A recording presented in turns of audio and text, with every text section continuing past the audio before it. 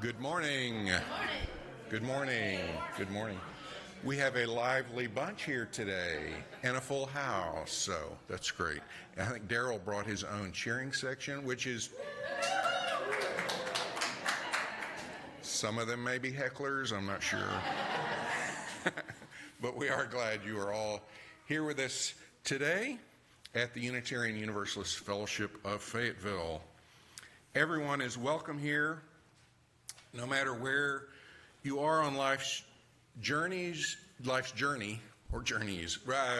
If you're young or old, whatever the color of your skin, wherever you were born, whatever your gender, whatever your sexual preference, you're all welcome.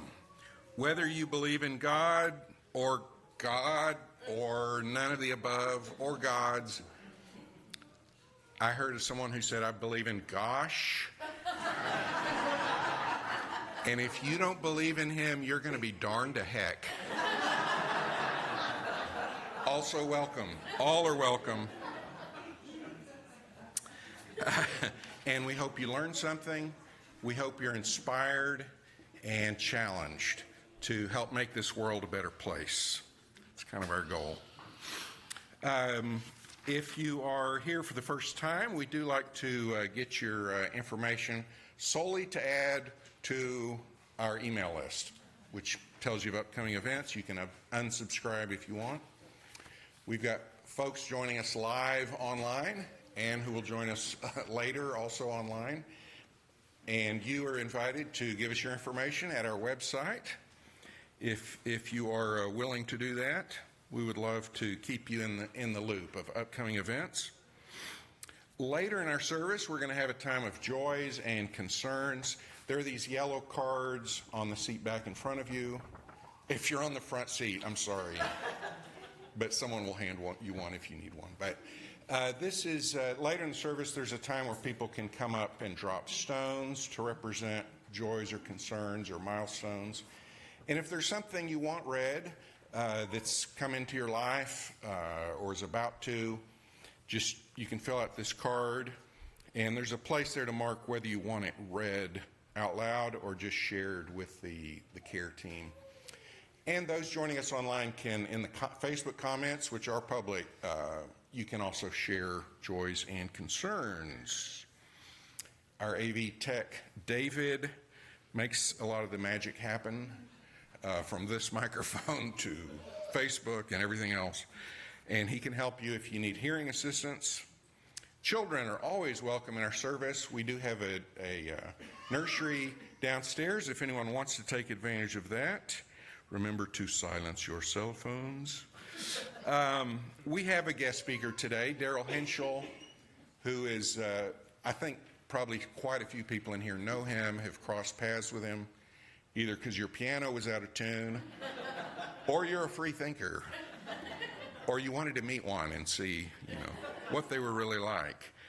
Darrel grew up in Canada, points for that, and moved to Fayetteville, Canada South, in 1987. His mother's from Arkansas. He started his piano tuning business in 1990, and the same year his son Taylor was born. In 1998, he co-founded the Fayetteville Freethinkers with Doug Kruger, who came out of seclusion to be with us today. 18 years they ran Fayetteville Freethinkers. Some say Darrel was the brains behind the operation. Mainly Darrel says that.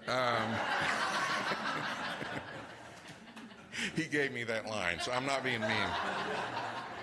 Now, over the years, Darrel has become an expert on renewable energy, and he calls himself a certifiable solar nut, helping many people clean up their act. And he also spends time and energy dealing with nuts who are not aware of climate change or choose to deny it. And so he's a warrior in this effort to try to educate people. It is sad that we have an administration in office now. It'd be bad enough if they were just kind of neutral on science, but it's like they're actively anti-science. We saw that again this week with vaccines. But on climate change, I think we all are aware of the problems, and the exciting thing, we know the problems, a lot of us do, and Darrel's here to Make sure we know that, but also to tell us about the good things happening and the things we can do as individuals, that there is reason for hope. It's not all doom and gloom and despair. So we look forward to you speaking with us later in the service. At this time, Joanna is going, and Sam, yes, are going to light the chalice for us. Thanks, Jean.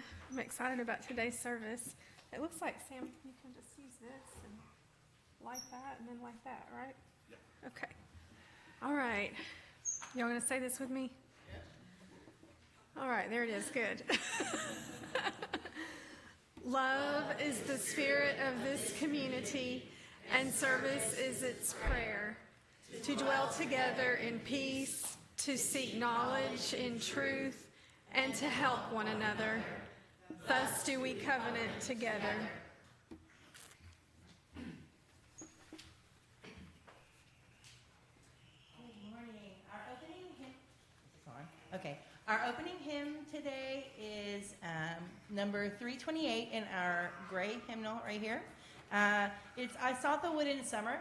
The words are from a poem by Willa Cather. If you're not familiar with her work, she is one of the great woman authors of our lifetime. So you can stand as you're willing and able and sing with us, I Sought the Wood in Summer.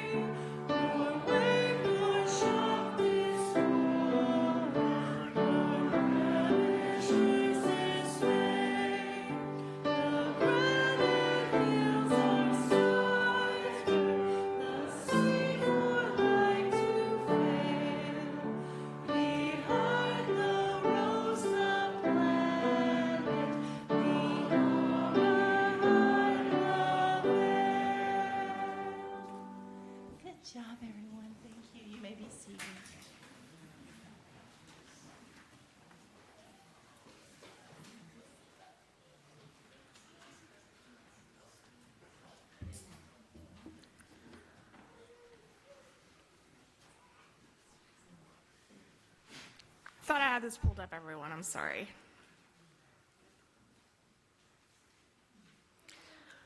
All right, our story for all ages today is called Our House is on Fire. It's by Jeanette Winter. Greta is a quiet girl who led a quiet life in the city of Stockholm. Does anyone know what country Stockholm is in? Sweden. That's right. Her dog, Roxy, was her friend.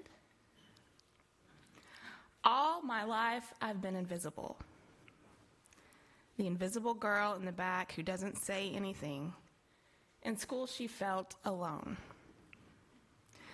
Then one day, Greta's teacher talked to the class about the climate, about how, I lost it, I'm sorry, on my phone. I'm just going to read it off the slides. How our planet is getting warmer, about how the polar ice is melting, about how animals' lives are threatened, and ours too. That's when Greta's life changed. She read for hours and watched film after film about our warming world. Greta could think about one thing for a long, long time. She saw ice melting into the sea, disappearing. She saw mighty winds and torrential rains howling across the land.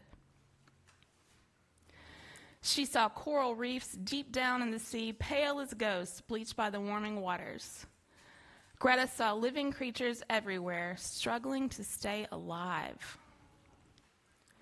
Greta saw floodwaters covering houses and people and animals.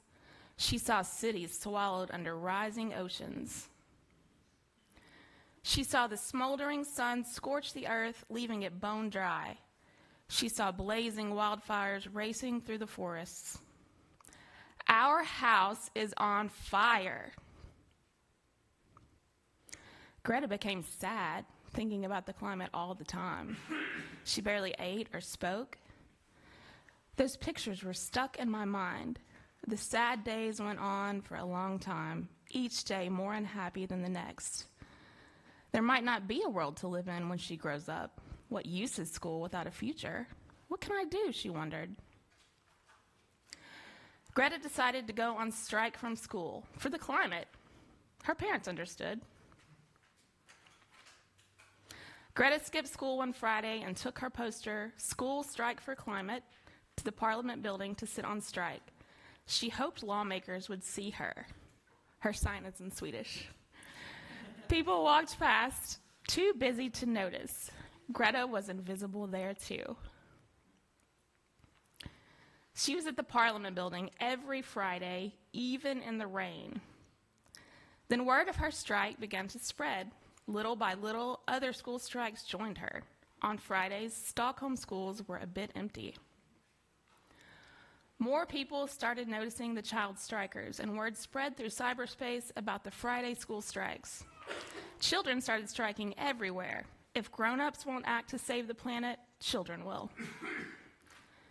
The quiet girl who always felt invisible was asked to speak to very important people at the United Nations climate talks in Poland. Greta only spoke when she thought it was necessary.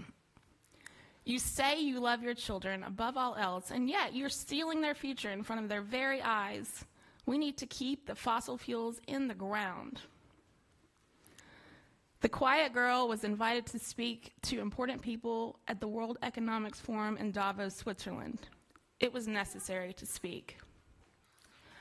I don't want you to be hopeful. I want you to panic. I want you to feel the fear I feel every day.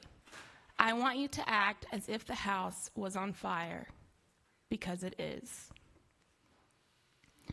Greta's protests, all alone, sparked a worldwide children's march.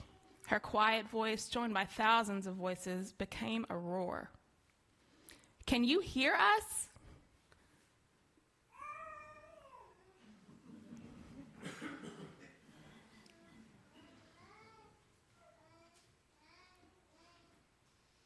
Oh, I'm not going to read all the signs. What will you do? Thank you.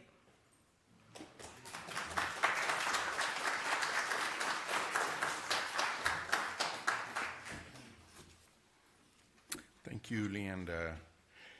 As a community of people that care about each other, we share our ups and downs, the good and the bad that's happening in our lives, our joys and concerns. And so we invite you to do that.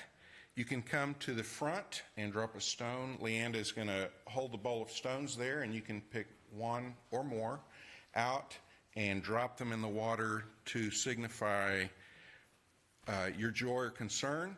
If you have something written on a card You can hand that to me. Please make sure you've indicated whether you want it read aloud or not. And those attending virtually may write joys or concerns in the comments at this time.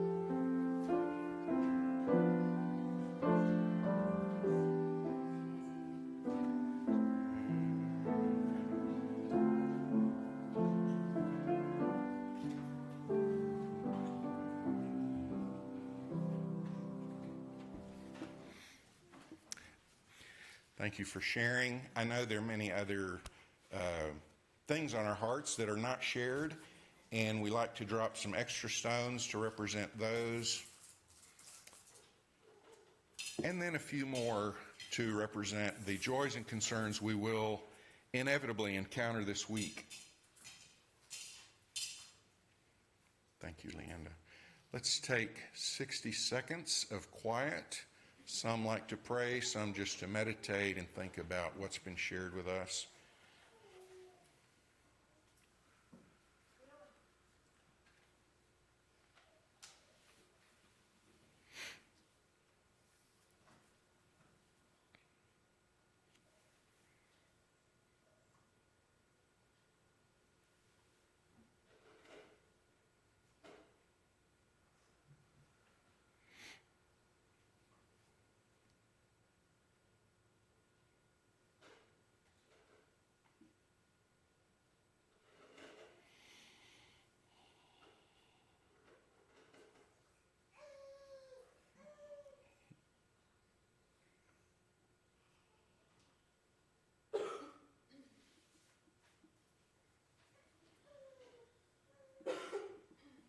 What a joyful sound.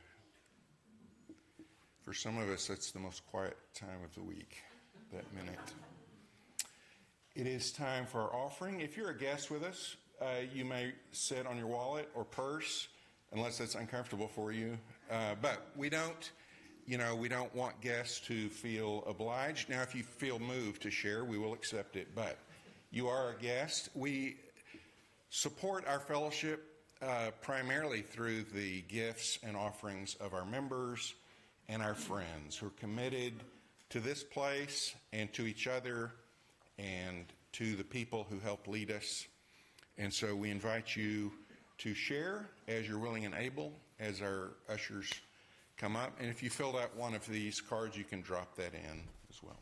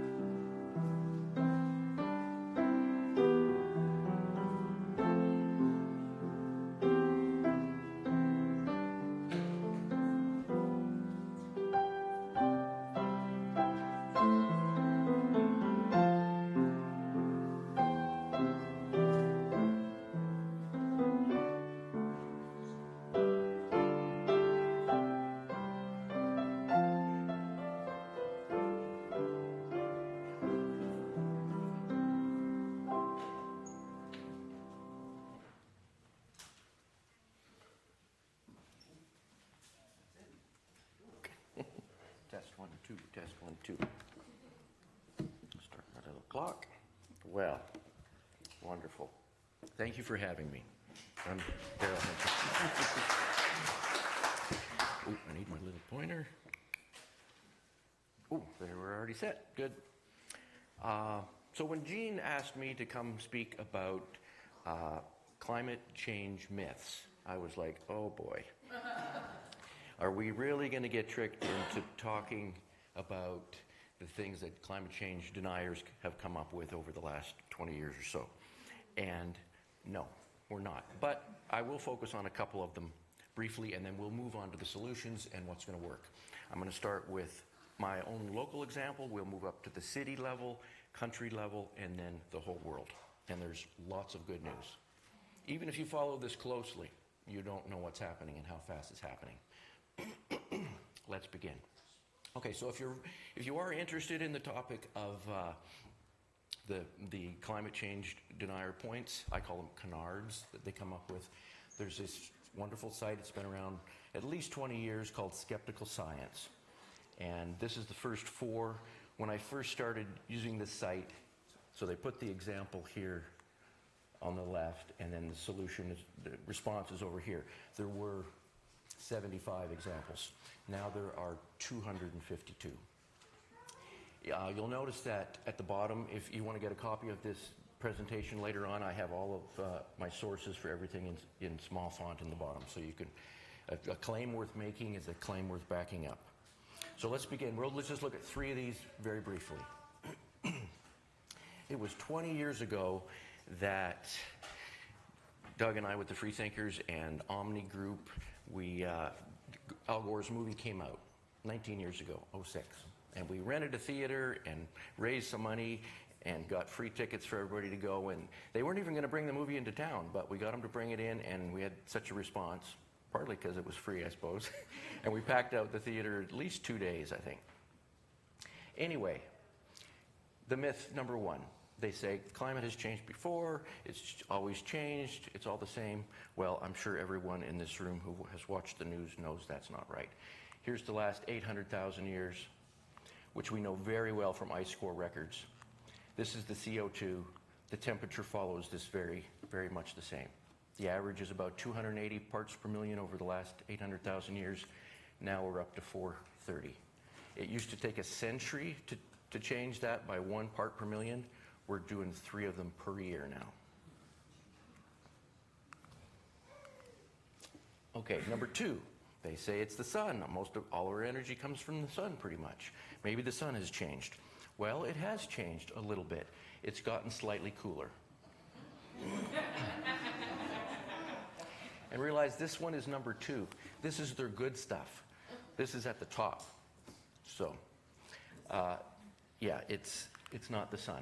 Slightly cooling since 87. On to the next. We'll skip 3. This is the one they dislike the most, consensus. Has science figured this out? Well, yes, it has. If we look at just the studies in 2019, 11,000 of them, 100%, all completely agreeing that the Earth has warmed and we have caused it. A larger analysis from 91 to 2015, we find the same thing, 99.94. Complete consensus. Well, the objection to that is, hang on, that's my next one. Yeah, you might not realize how far back our knowledge of this goes. It's quite amazing. 1824 is when the first time the greenhouse effect was termed. That's 200 years ago. 1856, Eunice Foote did a demonstration showing how CO2 can cause warming. And then in 1896, this fella, and he went on to win the Nobel Prize in 1905. And he also made calculations as to how much warming we would have from a doubling of CO2. And he was a little high, but not much. Yeah. So they say, objection, consensus, science has been wrong before. Maybe they're all wrong. Yeah, there are certain things that we know with very high confidence. Proof is for mathematics, but science does figure some things out. We know the Earth goes around the sun. We know the Earth is round. We know tobacco use causes cancer. And we know the Earth has warmed and we have caused it. This is the hockey stick they dislike the most because any beginner can look at this. The top is the temperature for the last 11,000 years. The bottom is the CO2. And this is exactly what the models predicted 50 years ago. So if the science is wrong, they need to explain this warming. And they can't. All we get is the excuses, ABCs, anything but CO2. Okay, this will be the last one of these. And it's a doozy. These are the last mass extinction events that we know about. And this is how fast the CO and temperature changed. And this is the track we're on now. We have to change this. And we are. That was it for the doom slides. Which hopefully you already knew about anyways. Okay, now to my little local example. This was my dad's big Cadillac, 1972, 7.7 liter, 472 cubic inches. I'm a piano tuner. I drive a lot. Have to. Anyways, this was the car I learned to drive on. Took my driver's test. So when you rebel against your parents and they like big cars, what do? I bought the smallest car you can buy. 62 cubic inches, 1 liter. My friend in high school could put his arms out and touch the ground. He was kind of tall. Anyways, just to show that I've been interested in getting good mileage for a long time. Oh, I was going to say, that was 1987. I was in Canada selling pianos. The next year I moved, that was 86. I moved here in 87 and started attending this fellowship. This is where I met Dick Bennett and Art Hobson and Lyle Thompson and Marvin Hilton and Dr. Brothers, the choir fellow. And yeah, same room. I remember Lyle Thompson standing over in that corner. So I got to get to my pianos. I've tuned 22,000 of those in the last 35 years. 500 appointments a year or so. 500,000 miles driven. So I used to drive Hondas, get about 25 miles to the gallon. Then Doug bought a Prius, and then a year later I bought a Prius, and I doubled my mileage. Oh, it felt good. Then I bought a better Prius. This was a plug-in one.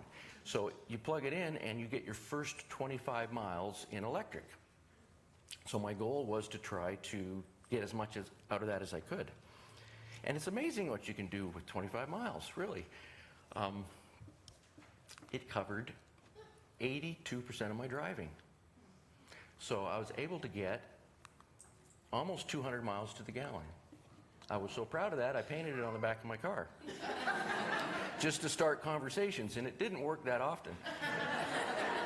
Because I would have wished they would ask me, like, that's not possible. How did you do that? In fact, I took it to the dealership to get the oil changed. And they said, what does that mean? And I said, that means you need to be selling more of these. And then I explained how the salesman had no idea that this is how it worked. They didn't know there was a $4,500 tax credit either. I said, if you had a car that had that, I'd put a little sign on it. And they looked it up and said, no, it doesn't have that.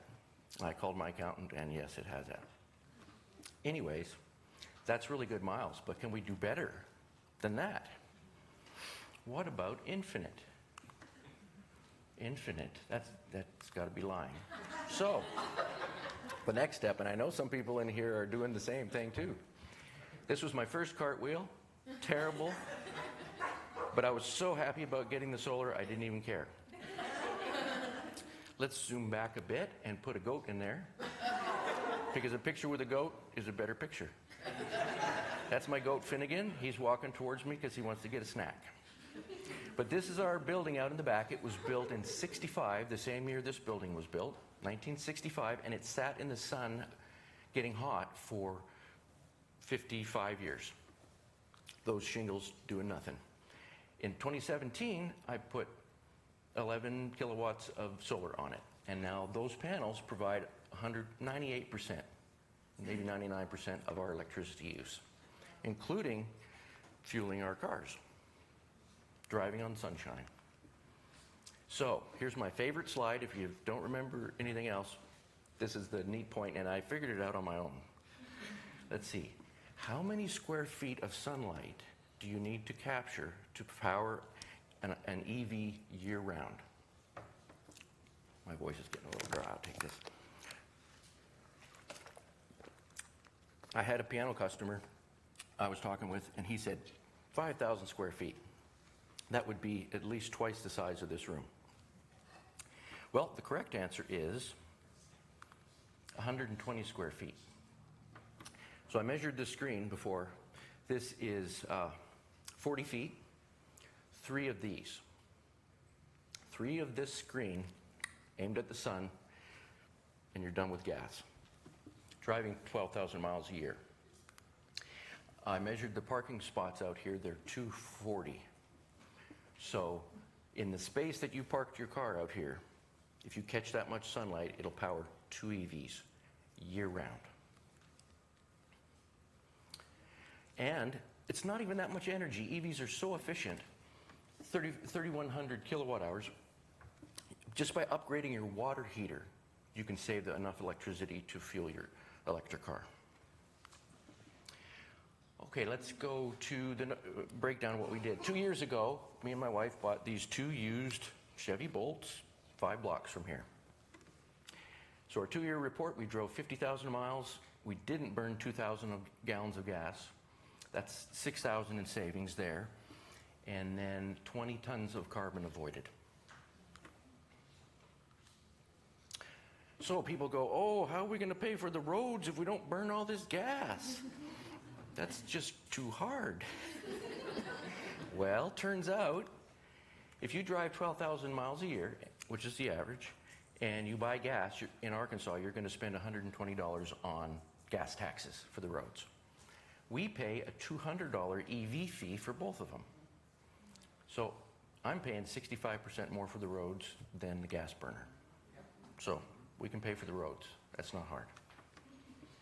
This is not to scale, but you can see that the sun is very happy to contribute. This is my wife's car. She has the white Bolt. Here's how I like to think about it sometimes.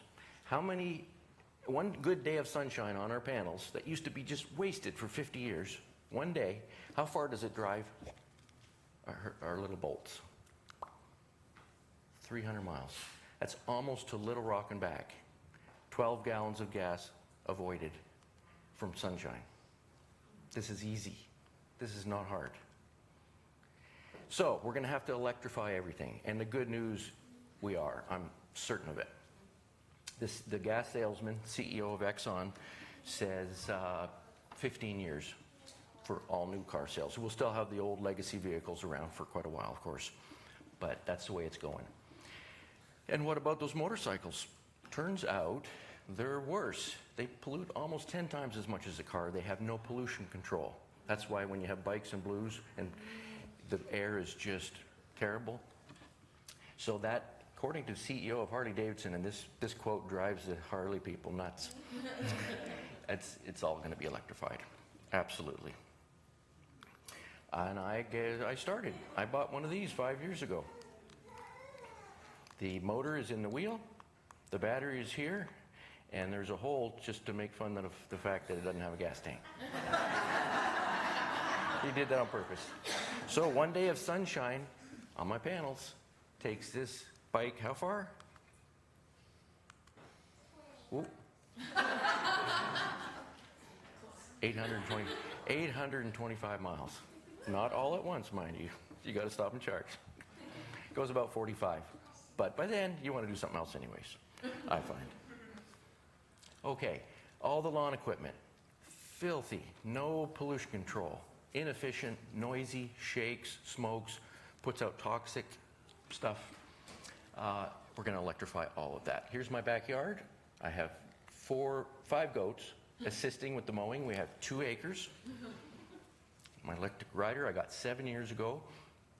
One day of sunshine drives that mower for 2 years. And I can listen to lectures on my headset. It's nice and quiet. So much better. No comparison. Oh, Darrell, what about you? Don't you know solar doesn't work at night? How does this work? Well, here's how it works. 95% of solar in the U.S. and I think the world is grid tied.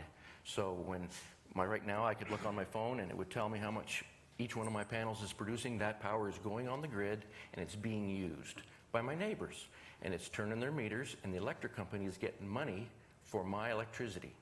It's going on the grid. It's all being used. There's no waste, really, because the transmission isn't going very far. And then at night, my meter went backwards. Right now, it's going backwards. At night, when I need that back, my meter goes the other way, and I get my credits back. That's how it works. In the future, when solar gets more and more saturated, we will need storage, more storage. So we're building a lot of that too. And as that solar comes on, like right now, is pushing on the grid, it pushes coal out of business. This is the world, China, US, European, India, and coal is now running less than half the time. So even if you've built the coal, China's building coal and stuff, if it's not being used, that's what matters. And it's being used less than half the time. It's cheaper now to build new solar or wind than feed fuel to an existing coal plant. So, just to emphasize, you can't, I just learned of this graph 6 months ago.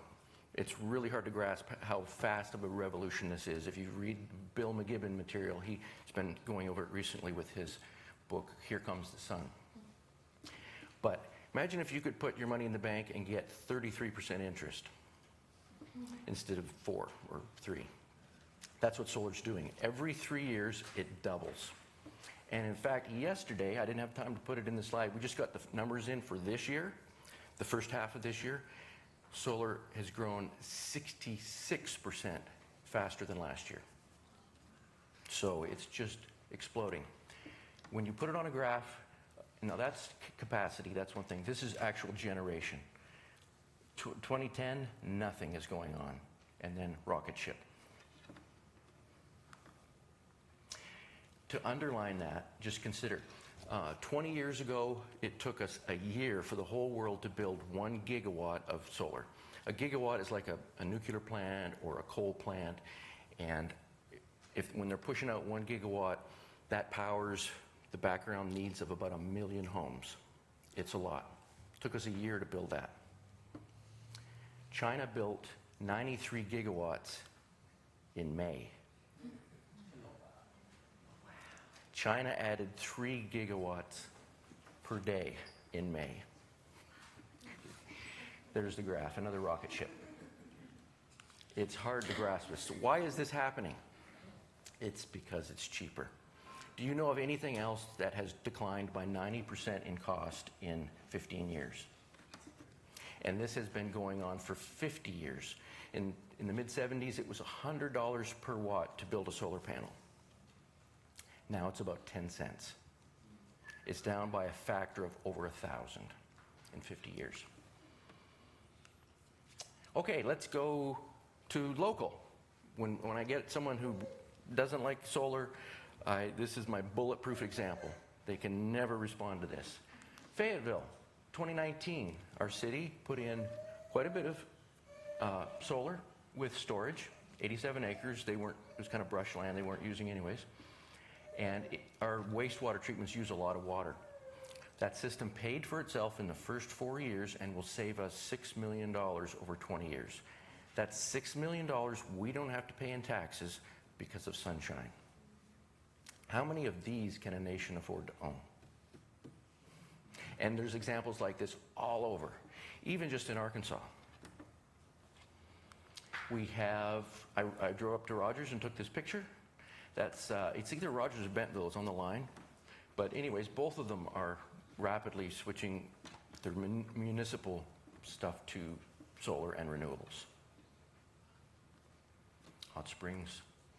University of Arkansas, $32 million project that pays back $120 million over 25 years. That's a lot of cheddar.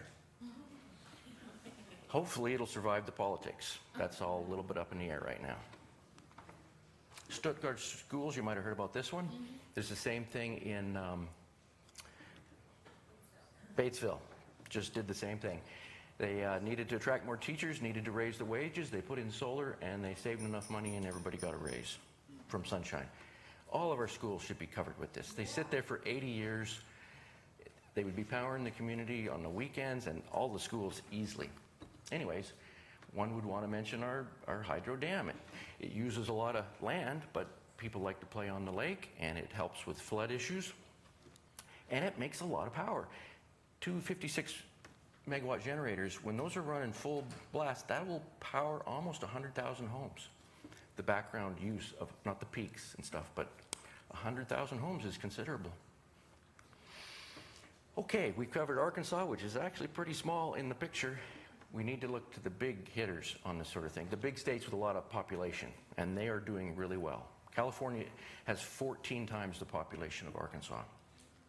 This is hours through the day, so this is midnight, and then the solar kicks in. 10 years ago, this did not look like this at all. And they're adding massive storage as well. Oh, right. The batteries, most of that was built in the last 3 years. They have the output of 7 large nuclear plants running for 4 hours in the evening. So all that excess, and California hits above their demand on 8 out of 10 days now, even in the winter. And they take that excess sun power during the day and sock it into the batteries. 10 years from now, this is going to look radically different too. I mentioned all that, and then this is quite amazing.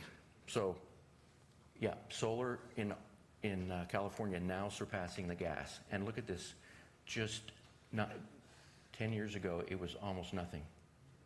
This is a rocket ship.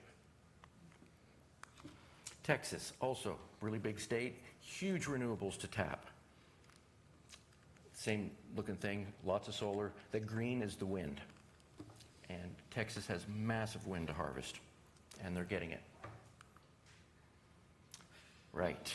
But stop blowing sunshine, literally. Here's why I have hope on this one.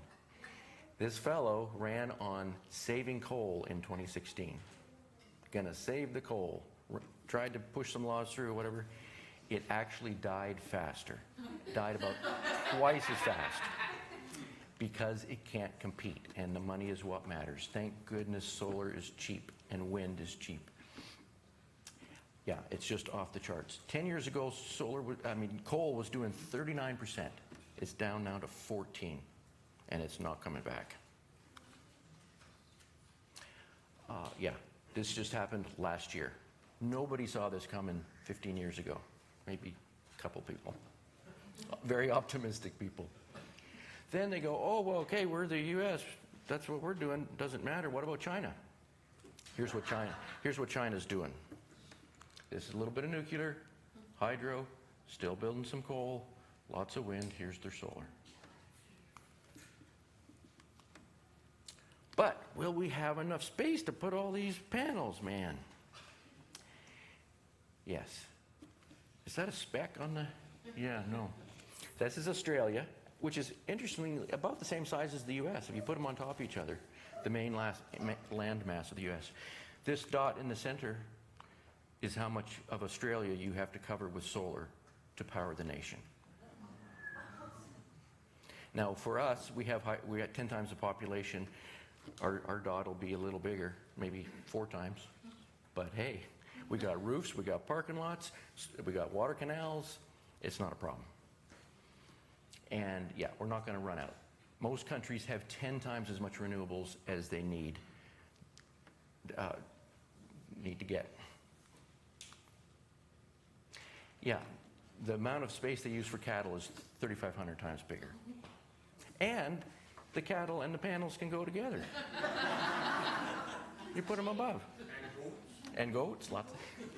My solar installer did say, you can have goats, but keep them off the panels. Because they like to, jump. Which I've done. So wind goes great with farming. Farming goes great with solar and cattle. It's not a problem.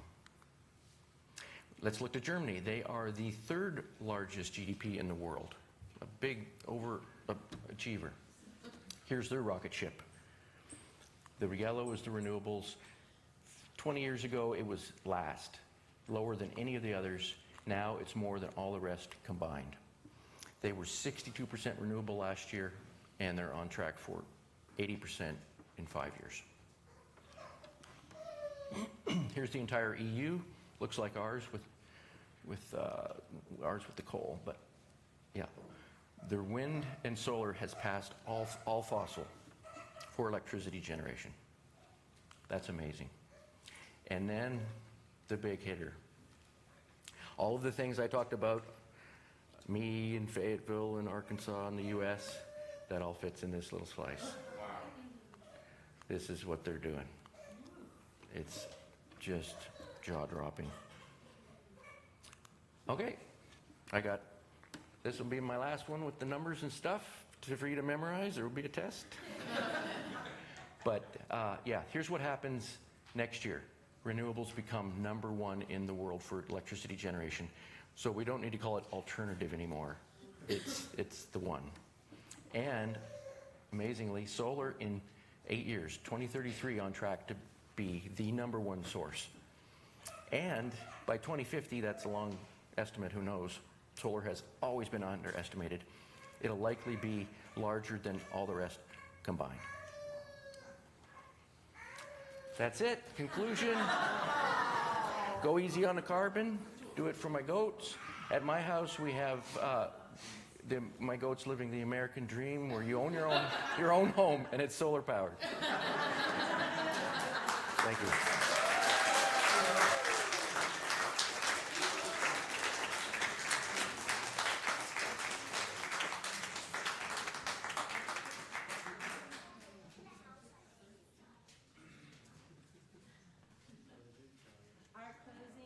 Today is one of our favorites. We've sung it here many times, Blue Boat Home. My son Ollie's going to help me. And it's in, if you want a page in front of you with notes, it's going to be in the teal hymnal, number 1064, but the lyrics will be on the screen. So rise as you're willing and able, and we will sing this song together. Blue Boat Home.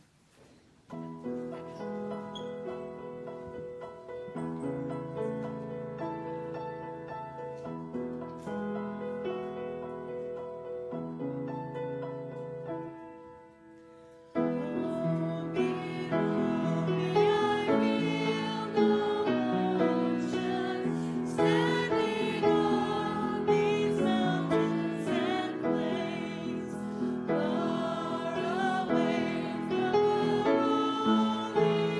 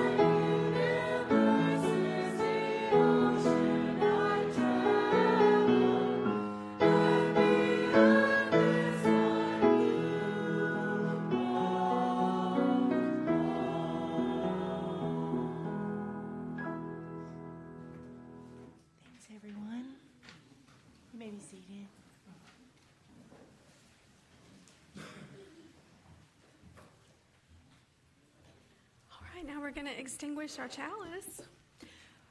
We extinguish this flame, but not the light of truth, the warmth of community, or the fire of commitment.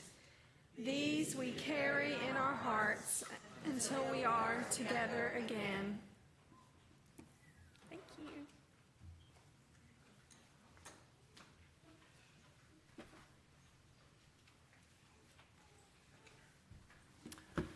Wow, thank you, Darrel. That was great. And like most of Darrel's projects, it was on time and under budget, so perfect. Darrel is, I didn't ask you this ahead of time, but I know you're willing to help others if people have questions. In fact, you said you would stick around for a while if people have more questions, but I reached out to Darrel actually about a year ago regarding putting solar panels on my home, and he helped me out, gave me some good advice, and I did that. Haven't paid a nickel for electricity since then.